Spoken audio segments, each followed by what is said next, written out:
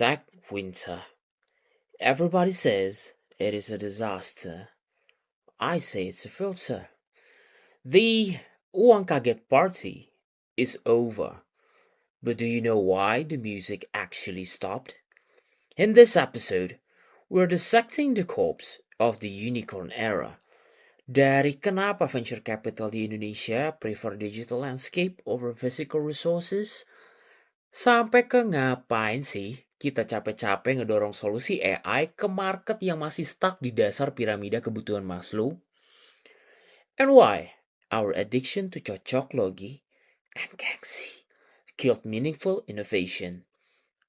They tell you the future is bleak. I tell you, they aren't doing the math.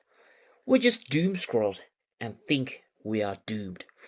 This podcast is here to do three things. 1.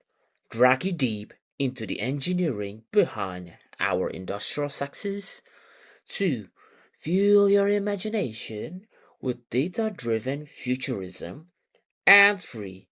Give you the actionable to-do lists to survive the future. Besides, there is no better way to predict the future than to build it. Ini podcast dari masa depan.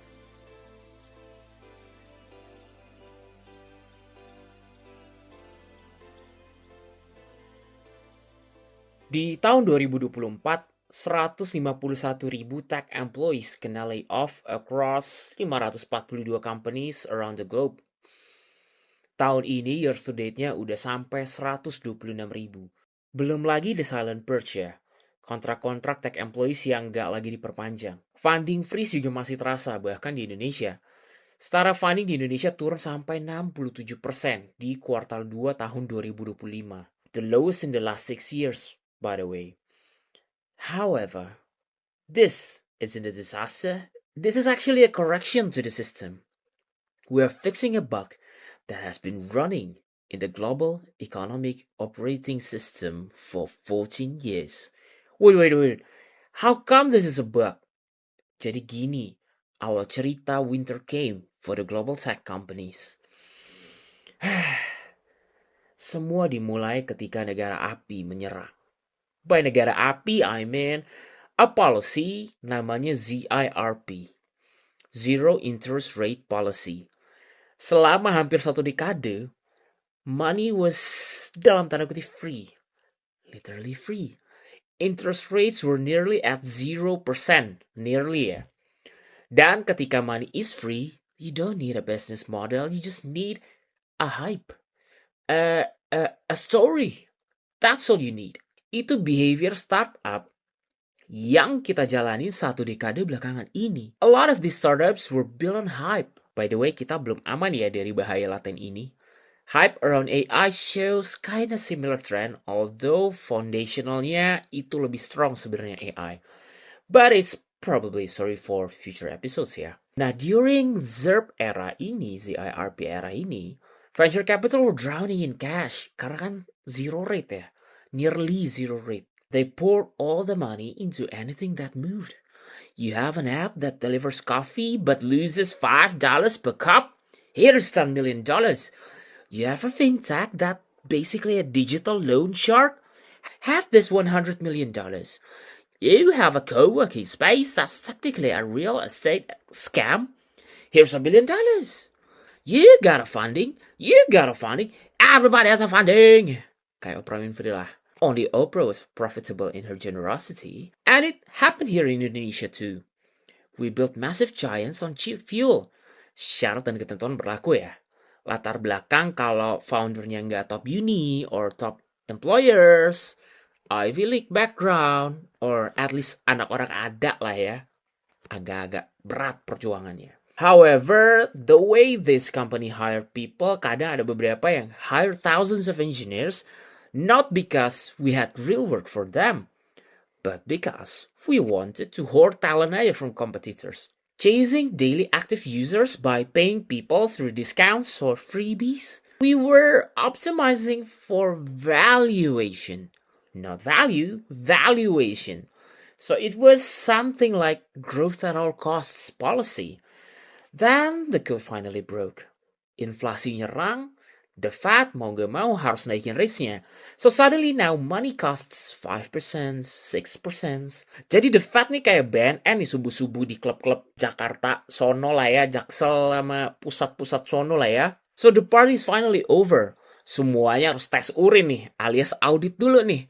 The free money era died overnight. Investor nih juga jadi beneran bingung sebenarnya. Ini beneran ngasihin profit apa kagak sih? And that is why winter is here. The market actually purging the bad blood ini nih. Cuci darah dulu gitu. Escalating all the bloatware. So, if your job were to grow users by burning cash, you are now obsolete. Lu udah kuno banget nih. Udah gak bisa men bakar-bakar duit kayak gitu. Nah yang gak lolos tes, udah pada masuk sekolah dulu dah. Pada masuk sekolah dulu dah. Tutup deh. Cari yang mau akuisisi, cari deh yang mau akuisisi deh. Jual murah gak apa-apa deh, receh-receh dah. But if you did build systems that actually work or truly improve unit economics or build hardware, build logistics and energy, sekarang nih ya, lu tiba-tiba jadi menarik lagi. Ibarat kata kayak calon pasangan. Kalau yang modelannya orangnya baik, alim, waktu kita umuran 20-an itu nggak menarik kan. Kita nyarinya tuh yang center of attention, yang popular. Tapi begitu kita umur 30-an, tiba-tiba yang baik-baik dan alim itu tuh tahu-tahu jadi menarik. Karena now ternyata yang lebih kita butuhin stabilitas kan. Stabilitas mental, stabilitas jiwa. And it's now finally become interesting. And these kind of investments so suddenly jadi interesting. So, sekarang pertanyaannya geser. How does it affect Indonesia? What variables make it worse? Nah, sebenarnya Indonesia tuh udah jadi pembicaraan internasional years ago ya, bahkan sebelum Global Tech Winter itu datang. Nah, pembicaraan ini tuh datang dari podcastnya Chamath Palihapitiya, salah satu first employees-nya Facebook. Kalau gue nggak salah ingat, ini podcastnya dia lagi ngobrol sama Eduardo Saverin. You know, the guy yang dimainin sama Andrew Garfield di Social Network ya. So, after dia marah-marah dan berantem itulah, Eduardo Saverin tuh actually base-nya pindah ke Singapura. So, this region, Southeast Asia tuh jadi region investment-nya Eduardo Saverin sebenarnya. Nah, di podcast itu mereka tuh lagi ngomongin salah satu startup fintech di Indonesia yang bahkan sebelum Tech Winter aja, itu tuh udah ada kasus, men. Kasusnya itu pembukuan ganda ya. Jadi, ada pembukuan yang dilaporkan ke investor, itu isinya berbeda dengan pembukuan yang sebenarnya. Jadi kita tuh udah notorious for lying with data sebenarnya udah dari lama banget. Apalagi nih ya, ada kasus startup belakangan ini yang bikin ini jadi lebih buruk ya. Because investment flow based on trust, not the idea itself. Kalau misalkan lo punya idenya, tapi gue nggak percaya lo bisa eksekusi, investmentnya nggak bakal masuk. And once the whole nations have a reputation for lying with data, pulihnya bakal lama banget itu, bos. Karena data digital jelas lebih mudah manipulasinya daripada hal yang beneran bisa dicek secara analog, secara manual, atau dipegang secara real gitu ya. Tetapi sekarang pertanyaannya, kenapa sih venture-venture capital ini investmentnya kenapa nggak ditaruh aja di startup yang gerak di sektor real? Atau analog aja dah, daripada yang digital-digitalan, daripada ntar kena tipu lagi, tiba-tiba pembukuan ganda lagi gitu. To understand why the money chases power over the digital landscape, we need to take a step back towards history. Zaman medieval dulu kan, kira-kira kejadiannya kayak gini ya. A noble family holds responsibility towards the land. Commoners can work and produce resources inside that territory and will be taxed by the government, and the tax follows the hierarchy of power in the monarchical system. We call that a fiefdom, istilah Inggrisnya. Ya, kayak lahan garapan. Kalau di Indonesia mungkin yang pegang itu ada residennya nanti reports ke VOC or something like that. Yang dengan segala kontroversinya terjadilah penjajahan di bawah sistem tanam seperti ini gitu ya, culture style cell. Ini istilahnya lahan garapan atau tadi fiefdom ya. However, the physical fiefdom yang bentuknya fisik lahan itu has their limitations. Resource within the fiefdom cuma bisa diutilize kan sama orang-orang yang secara fisik gak terlalu jauh lah dari si lahannya itu gitu kan. Kalau misalkan produce dari sana itu dikirim terlalu jauh, nanti udah gak segar, udah gak enak, udah beda, udah gak bisa diutilize lagi. And that is why digital platforms are created. Amazon contohnya. Within this digital fiefdom, nih fiefdomnya digital, platform kan. Lo gak harus ada di US buat jualan atau belanja dari Amazon. Lo bisa tinggal di Europe, Lo bahkan bisa tinggal di Bali, jualan to US citizens through the platform. Nah, jadi sekarang growth potentialnya suddenly rose dari 3x jadi 5x to 10x atau bahkan to 100x. Ibarat kata nih, kalau lo jualan cilok, kalau analog gitu ya, lo cuma bisa jualan di depan SDN 02 BJ Depok. Market cap lo, uang jajan bocah se-SD itu doang lah paling misalkan. Kalau pakai bantuan teknologi, sekarang market cap lo bisa berubah. Jadi duit jajan bocah seantero Depok. Apalagi kalau lo rajin nge-live. Nah, sebagai si punya platform, ya sekarang lo tinggal majakin dalam tanda kutip semua orang yang mau bertani dalam tanda kutip juga nyari duit di platform lo via transaction fee misalkan. Atau iklanin produk yang jadi produk prioritas. Nah, sekarang total addressable markets-nya langsung mekarnya gede banget kan ketika dia jadi digital platform. Nah, semenggiurkan itu kan jadinya digital fiefdom ini. The thing is, we live in Indonesia. The potential we hold per meter square bisa jadi udah 100x itself. Why? Why? Because of sumber daya alam. In some areas, you can grow plants productively to reach 100x. Lah, orang tongkat dilempar aja katanya numbuh. Nah, in other areas, lo bisa nambang emas, nambang batu bara, legal ya, atau nambang uranium to reach that kind of growth. In some areas, lo cukup manage the beauty of the nature in itself. Kasih pagar biar aman perjalanan untuk melihat pemandangan yang indah itu gitu. Bangun resort dikit. And then it will produce revenue from tourism yang juga bisa jadi lebih jauh daripada 100x. Mutar ekonominya jadi ekosistem sendiri. So the real question now shifts. Why does the investment seem to be software or app heavy? According to TrackXN, in 2024 funding di Indonesia itu lebih dari 50% yang masuk ke fintech. 27%-nya yang terbesar kedua itu masuknya ke enterprise app, aplikasi yang dipakai untuk operasional perusahaan lah, operasional kantor lah. Jadi kayak aplikasi untuk perpajakan, aplikasi pembukuan, aplikasi untuk manage human resource. Yang ketiga, posisi ketiganya itu insurance technology. Nah, while investments yang going to hardware or deep tech, diestimasi tuh bahkan nggak nyampe lah, 2%-nya nggak nyampe. Hampir tuh gue pengen ngomong 20%. Jangan kan 20%, 2% aja nggak nyampe. In rough estimation, kira-kira setiap $1 yang diinvest ke hardware, investor kita tuh ngocorin $20 untuk digital wallet. Iya, digital wallet. Nah, di Asia sendiri, 70% fundingnya untuk hardware dan IoT, Internet of Things. Simpelnya Internet of Things tuh kira-kira perangkat yang terhubung sama internet. Mereka bukan cuma kita bisa komunikasi sama perangkat-perangkat fisik ini, tapi antar perangkat ini juga bisa saling berkomunikasi, saling terhubung. Jadi kalau misalnya kita mau ngecek CCTV bisa cuma lewat handphone, atau dari handphone kita bisa nyalain lampu, bisa buka pintu, bisa nyalain apalah segala macem. Itu bisa dipantau lewat internet. Kira-kira gitulah. IoT gitu ya. Masuknya itu 70%-nya ke China, Jepang, sama ke Taiwan. Bayangin, ya udahlah ya. Memang udah 3 penguasa lah di bidang itu. So, it's a very different funding structure memang. Kalau dari data PitchBook, Global Data sama Crunchbase, di China itu estimasinya 70-75% funding larinya ke hardware. Nah, bahkan 25% funding sisanya untuk software itu majority dikuasain sama pengembangan AI. And by pengembangan AI, I mean itu juga include sama biaya yang dikeluarkan untuk membangun infrastruktur data center gitu. Yang mana sebenarnya itu fisik juga kan bentukannya gitu. Dan pivot ini ngikutin rencana strategisnya Tiongkok juga. So, it is well planned. Dan yang pintarnya dari Tiongkok adalah mereka nggak bet on one horse. Mereka taruh funding mereka ke kompetisinya. That's why electric cars di sana mungkin merek ada 200 lebih gitu ya, electric cars. Itu pada akhirnya menghasilkan kompetisi yang sehat, dan dari kompetisi yang sehat itu lahir inovasi yang menguntungkan konsumen. So for the last 10 years,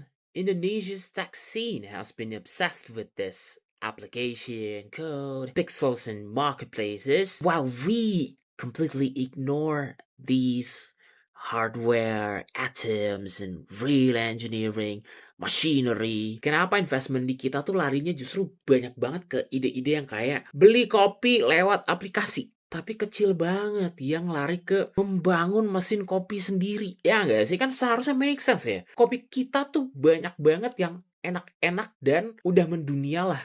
kopi luwak misalkan, kopi Aceh Gayo misalkan. Nggak ada loh kita yang kebangun dalam beberapa tahun belakangan ini tuh mesin kopi yang ori dari kita untuk bisa menghasilkan kopi yang beda daripada yang lain gitu. Well, it's not a conspiracy by the way. It's just math. Ada dua variabel yang perlu kita lihat. Nih, variabel yang pertama dulu ya. Kalau gue ngetik kode buat bikin aplikasi, nggak ada bedanya kan gue bantuin satu user atau sejuta user. Ketika itu masuk ke production, kan tinggal dalam tanda kutip ya, copy paste aja kodenya gitu kan. Tanpa ngeluarin sepeser pun, nggak boleh gitu, masih bayar server bos. Lebih ke tanpa ada effort lebih untuk melayani satu user dan 1 juta user tuh nggak perlu ada effort lebih gitu kan. Kemudahan dari coding ini namanya infinite leverage gitu. Menggiurkan banget kan. Ada bedanya soalnya melayani 1 user atau 1 juta user. Ketimbang coba misalkan lo bandingin. Kalau gue mau jual 1 juta laptop, ya gue harus nambang sekian ton logam. Belum harus nyusul logam itu jadi sirkuit atau komponen apalah gitu. Belum harus bikin pabriknya. Belum harus ngerakitnya. Nanti harus impor bahan lagi di Tanjung Priok. Perizinan ini, perizinan itu. Ribet banget deh. Belum lagi kalau ada pungli segala macam lah. Nah, variabel pertama ini istilahnya marginal cost of replication. Ya, cost untuk replikasinya jelas ini jauh mendingan code base lah. Ya, infinite leverage kan?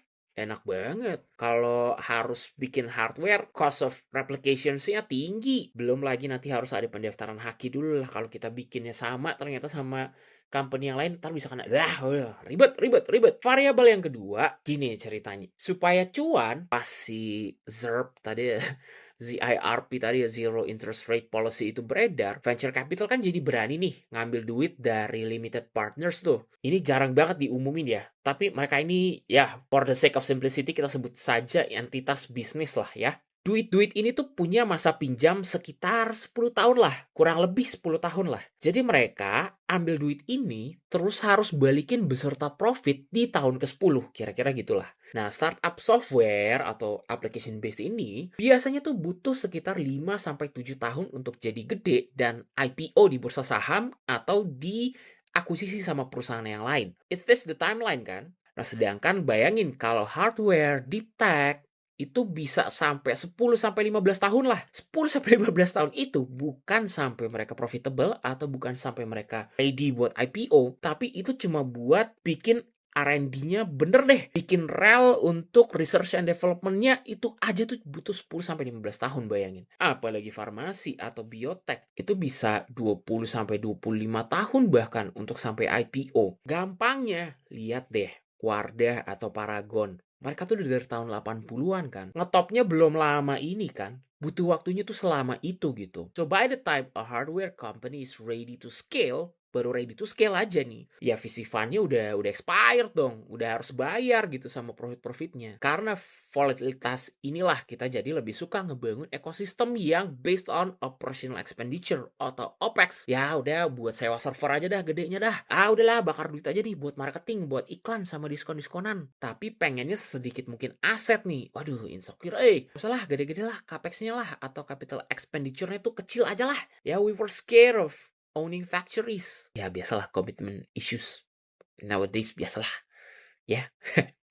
Di higher level ternyata terjadi juga ya commitment issue ya. Melihat goyahnya negara-negara yang mayoritas fundingnya lari ke software, lihat deh US, lihat deh India juga goyang kan, dan banyak negara-negara Eropa lainnya, harusnya sih kita udah mulai sadar ya, justru malah China nih yang strong, karena cukup ngasih investment jangka panjang ke hardware dan infrastructure startupnya. They didn't take the easy way, they took it the hard way. They did it their way. I did it my way.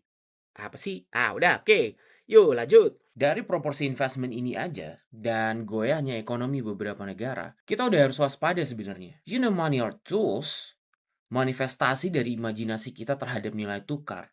Tapi kalau itu nggak muter roda ekonomi untuk menghasilkan barang konsumsi atau juga resource yang lain, lama-kelamaan ya uang jadi nggak ada gunanya juga. Ibarat ini kalau lo ingat ada scene di Narcos yang coming from real life stories ya tentang Pablo Escobar. Ada tuh momen dimana dia punya uang sekian juta dolar, lagi nginep di satu villa tapi dia udah nggak bisa keluar, udah nggak bisa beli ini itu karena udah banyak yang ngawasin dia. Terus akhirnya anaknya kedinginan nih. Apa yang dia lakukan? Bukan uang $1 juta itu dipakai buat beli sekian kilogram kayu terus dibakar ya. Ujung-ujungnya tuh uang $2 juta dibakar cuma buat anaknya anget. Nah, itu bakar duit beneran tuh. Please, enough with the loan and pay later type of products. Titik beratnya ada di daya belinya lagi lemah nih ya. Jadi buat apa minjemin duit ke orang yang kagak bisa bayar, bos? Please banget ini mah. Shift dulu the funding to something real ya sampai mereka udah kuat lagi. Baru abis gitu terserah deh kalau mau dibalikin typical with loans and pay later type of products-nya. But hey, the venture capitals and bank-bank Himbara seperti yang dihimbau juga ya sama Pak Purbaya kan udah sadar juga ya, ini udah wake up call-nya udah banyak ya. Akhirnya mereka sadar kalau nggak bisa nih kalau semuanya dikocorinnya ke sono gitu ya. At the end of the day, you cannot eat software, you cannot eat money, you cannot live in the cloud because the future of Indonesia isn't just code. No, no, no. Heck no. Bahkan the future of the world is not just code actually. It is actually a combination between code and certain materials. And that is a much harder problem to solve. The worst nightmare is not really the funding freeze. Bahkan, clue-nya udah ke-mention sebenarnya barusan ya. Masuk kita ke pertanyaan berikutnya. Gimana sih sebenarnya tech dipakai untuk problem solving di Indonesia? Nah, ini nih, worst nightmare-nya justru lies in the repetition of processes that turns into imprinted behavior within our ecosystem. Gini, engineering tuh simple ya. Understand the input and the requirement, design a process to shape the input and receive the output ya. Nah, the devils itu setan-setan banyak banget ada di detail-detailnya itu tadi yang bikin outputnya jadi nggak sesuai. Nah, di proses-proses inilah terjadi hal-hal buruk itu. Nightmare-nightmare itu terjadi di sini sebenarnya. To understand the input, we usually do FGDs and research and things like that ya. However, due to tadi mindset kita kan chasing valuation nih, we tend to get lost in between gitu. Falling into the vanity matrix istilahnya ya gincu lah ya gincu data inilah nih emang bahaya banget sebenarnya karena dia tuh ngebangun bias-bias yang bikin proses-proses simple ini justru jadi kompleks banget gitu. Contoh, these are true stories coming from several startups ya. Gak jarang banget nih ada FGD yang timnya ngarahin pesertanya supaya sesuai dengan kesimpulan yang dipengenin. Kenapa sih hal sekecil ini aja harus bohong? Ibarat kata kalau lo eksperimen nih lo menodai cawan Petrinya kan? Bubar dong, lo jadi nggak dapet insight benerannya kan? Pengen banget ngikutin kemauan atasan apa gimana bos? Atau kadang, misalkan lagi ya, ketika ngambil data kuantitatif, cari picking nih, ada data yang disembunyikan atau dianggap ini outliers lah supaya nggak perlu ngelakuin iterasi. This kind of practice bisa jadi stems from the culture itself. Jadi nggak heran kalau ada tipu-tipu bengkel lah di higher level kayak cerita-cerita sebelumnya. Belum lagi ketidakmampuan kita buat misahin antara kemauan user sama kebutuhan user. Kesalahan-kesalahan halus nih, tapi yang hasilnya tuh kayak bola salju. Makin lama, makin gede. Kadang kita ngolah data kadang kita suka ngolah data dalam hal-hal yang kita nggak punya ekspertisnya, tapi kita nggak coba untuk pelajari atau melihat problem ini dari kacamata akademik. Akhirnya, realita yang tergambar dari data ini itu nggak akurat dan actionable points yang diambil pun jadinya ya udah buyar gitu. Harusnya A, pilihan yang diambil malah kita ambil pilihan B.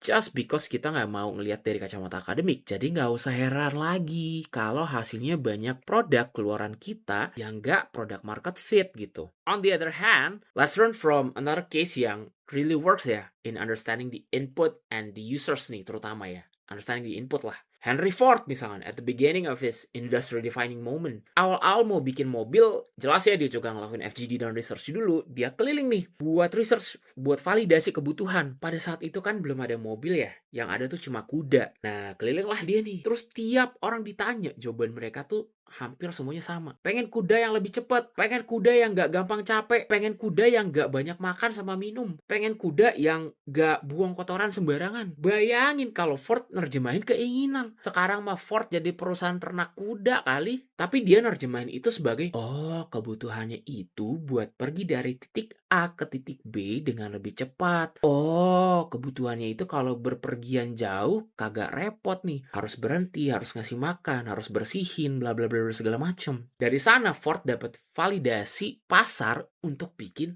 mobil. Itu contohnya yang berhasil membedakan antara kebutuhan user dengan keinginan user. Dan of course banyak banget cerita-cerita legendary dari founders-founders gila ini, kayak Steve Jobs tuh banyak banget sebenarnya. But again, probably two stories for another episodes in the future, you know. Sekarang kita move to the process ya. The process that will transform the input into output. And by the way, these are common misconceptions aja yang happen in a lot of startups lah yang ada di Indonesia. Given a consensus that a startup needs to deliver objectives quickly, very very quickly, we need to problem solve quickly juga kan. And what is the quickest way to get answers other than nyontek? I'm not saying right, but quick. The way some of these startups work is by doing benchmarks against top startups around the globe yang ada di similar industry gitu. And rather than doing reverse engineering, some fall to the just copy and paste model. Even some of them had directions such as just copy, don't think. They thought they could follow in the footsteps of the Chinese. Kita kira tuh Chinese engineers tuh cuma copy paste ya, padahal mereka do reverse engineering. Itu tuh beda loh antara copy paste sama reverse engineering. Gini bedanya. When you do reverse engineering, you need to apply first principle thinking. Observe and understand. This line of code tuh or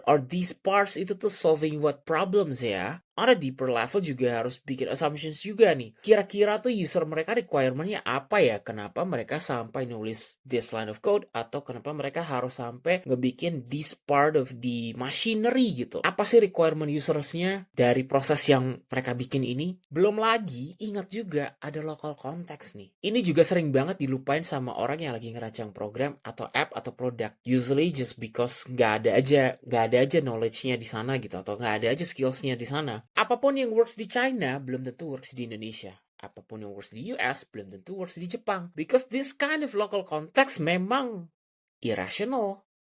Gitu. Jadi memang kadang harus paham juga nih dikit-dikit. Kadang harus bergaul juga gitu ya, dikit-dikit gitu ya. There's this famous story of Facebook yang dulu tuh sempat susah banget buat masuk ke market Jepang. Facebook tuh udah ngirim tuh tim-tim terbaiknya dari seluruh dunia buat handle Jepang, tapi nggak bisa breakthrough. Marketingnya udah did whatever they did to win markets in all over Asia gitu. One of those tuh naruh zodiak di profile misalkan. Ya, di Indonesia itu works banget kan, ya nggak sih? Di Southeast Asia lah sebenarnya itu works. Di Filipina juga works tuh, naruh-naruh zodiak. Tapi di Jepang tuh nggak bergeming nih marketnya. In a very desperate decision, akhirnya mereka hire local Japanese to work on this marketing things and the product things lah. Lo tau nggak akhirnya what kind of move yang beneran produktif di Jepang? Jadi instead of zodiak, mereka naruh blood type di bio-nya Facebook orang Jepang tuh. Jadi ternyata di Jepang tuh terkenal banget personality according to blood type. Those are cultural context yang susah dipahamin kan buat foreigners kayak kita. Kita kan ngeliatnya kayak, lah gimana? Kenapa blood type sih? Lah mereka juga ngeliatnya, hah? Apa sih lu? Zodiak nih, pseudoscience nih semua orang ini nih. Now going back to Indonesia, local context ya. Man, kalau solusi kita cuma rely sama smartphone app, pahami bahwa total addressable marketnya bisa jadi untuk di kota atau kabupaten yang masyarakatnya punya akses telekomunikasi. Nih pasti kaget nih, orang-orang luar tuh pasti kaget. Tahun 2023, elektrifikasi kita itu baru 99,78%. Elektrifikasi ya, baru listrik doang nih. Itu pun belum ngitungin pemadaman berkala untuk mencukupi kebutuhan listrik. Di luar Jawa ya, kalau di Jawa sih kemungkinan besar kita justru malah berlebih nih pasokan listriknya. Nah, infrastruktur kita lagi-lagi punya ketimpangan yang cukup besar. Memang, the number is tempting banget nih pasti nih buat investor. Data dari APJI bilang ada 2.290 juta pengguna internet di Indonesia, di mana 98,7% aksesnya itu melalui handphone. It brings us to a very rough estimation of 226 juta potential user through the smartphone app. Tapi punya HP kan bukan berarti punya kuota. Satu. Yang kedua, bisa jadi kan mereka punya handphone 2 ya, kayak coach yang terkenal itu gitu. Apalagi punya duit nih buat bayar subscription dari aplikasi-aplikasi ini loh. World Bank bilang 60% penduduk Indonesia tuh masuk dalam kategori poor or vulnerable. So for the majority, smartphone itu tuh cuma safety tool aja, jaga-jaga kalau ada apa-apa tetap bisa komunikasi. Atau production tool buat bantu mereka kerja lah. Makanya kuota harian tuh laku keras banget di Indonesia. Secara screen time, memang Indonesia berada di puncak dunia ya karena sosial media. Tapi kan sosmed gratis ya. Bayarnya pakai atensi atau ya udahlah nonton iklan nggak apa-apa dah. Indonesia itu memang pada dasarnya time rich tapi cash poor. What would be more realistic is palingan cuma 5-10% orang Indonesia lah yang easier on subscription decision lah. Makanya pas gratis itu laku keras. Begitu bayar, pada kicep orang-orang. Ya orang makan aja susah. Kalau piramida Maslow tuh masih jauh banget di bawah kan kebutuhannya tadi. So just like Facebook missing the cultural context in Japan, we are missing not only the cultural context but probably the economic context too. Makanya those who still survive targeting Indonesian mass market biasanya monetize-nya on ads atau monetize-nya dari small transaction fee saja. Mereka make works of the volume. Kalau mau target different class, total addressable marketnya tuh nggak 200 JT loh. Baik-baik tuh. Hitungannya probably so much more complicated than that. You stop kok tipu-tipu diri sendiri ya. For those reasons, the Indonesian market is not ripe enough for a sustainable digital tech-induced revolution. But do not let anyone tell you it's because our SDM is low quality. That is absolute bullshit. Ada kok hackers di Jakarta yang bisa shutdown grids di Russia sana. Ada kok crypto whales di Surabaya who can outsmart all those Wall Street nerds. Spesialis yang kita punya tuh jago-jago gila, woy. The problem isn't skill per se, it's vision. We lack polymaths. We're so obsessed with this high school drama of IPA versus IPS, pengetahuan alam versus pengetahuan sosial, this tribal insecurity, that we forget how to connect the dots between these knowledges. Jadi the engineers we have lacks capability to empathize with the cultural context, while the empaths lack the ability to think rationally enough to pick the most efficient way to solve problems. So we try to fill the gaps pakai apa? Pakai gimmick-gimmick lah, kayak growth hacks, bakar duit lah, financial gymnastics lah, instead of learning all the tools needed to solve the root problems. You saw the news. You know the fishy stories? That's what happens kalau kita prioritize hype and buzz over first principles. So to you, the winter soldiers who are still standing, here's your mission. If your company survived, study why. What did they do right when everyone else died? And if you're laid off, on the lookout for work, stop looking at the same burning buildings. Set your eyes on other developing markets around the globe. Kabur aja dulu, tapi pulang bawa duit dan ilmu. Look at Vietnam contohnya, atau look at Central Asia bahkan. Look at developing markets where problem solving still matters more than valuation. Kalau lo dapatnya developed markets, which is good for you, lo understand bener-bener why-nya. Jangan pulang cuma bawa what-nya doang. Nggak guna-guna banget, karena bisa jadi konteksnya udah beda nih. Nggak bisa lo paksain. Jangan jadi that kind of snob lah.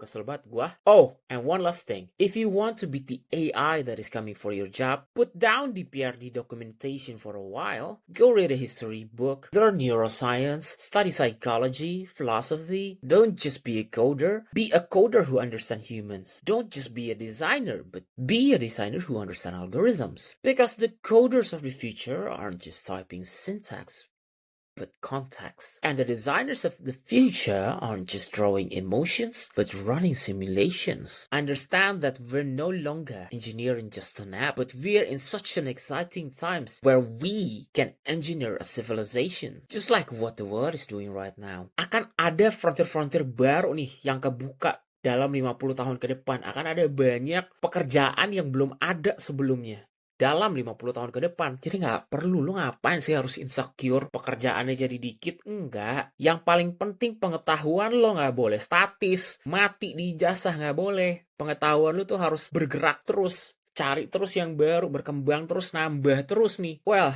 winter is here. That just means the weak won't survive the winter. And the future is set on those with the will of fire. My name is Optimus Prime. I'll see you in the future in the podcast dari masa depan.